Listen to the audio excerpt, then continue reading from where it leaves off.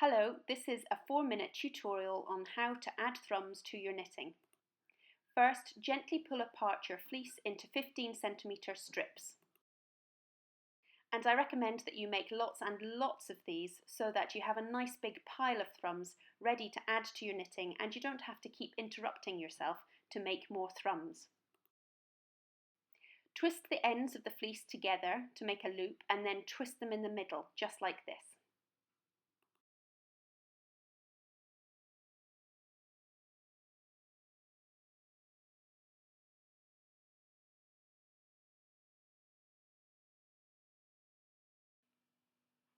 The most common stitch repeat that I've come across is where you have 3 plain knit stitches in between each thrummed stitch.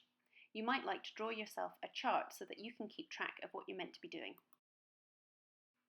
So we work the plain stitches as normal, and then when we come to a thrummed stitch, which is this one, we're going to put the yarn around first and then we're going to put the thrum around.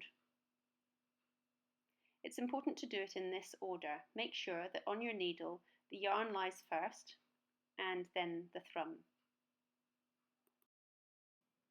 So 1 plain stitch, 2, 3, here comes the thrum, yarn goes around first, followed by the thrum, and they both get worked into that stitch together at the same time.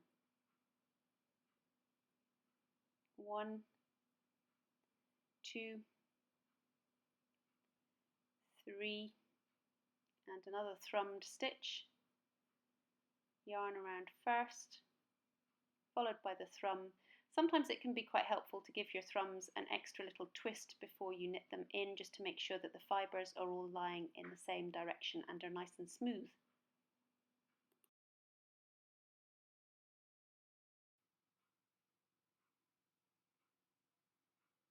Last one.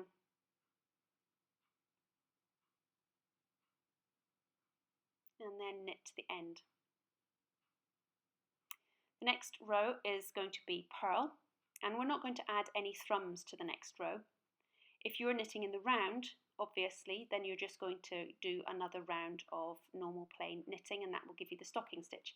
Just don't add any thrums to that particular round.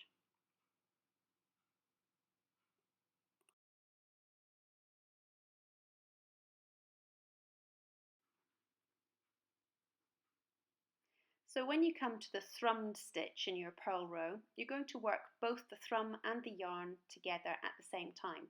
This time the thrum will appear first on the needle and the yarn afterwards.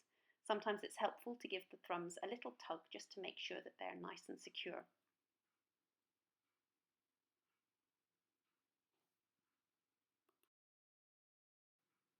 So here we go again, the thrum on the needle first, followed by the yarn, and we work them both together. And the reason that we have to do it in the right order is that this is what will create beautiful little heart shapes on the right side of the work.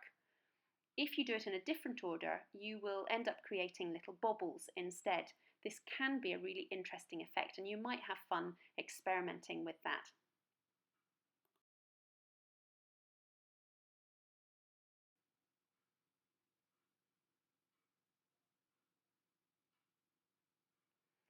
So give your thrums a little tug just to make sure that they're secure, not too much, just gently.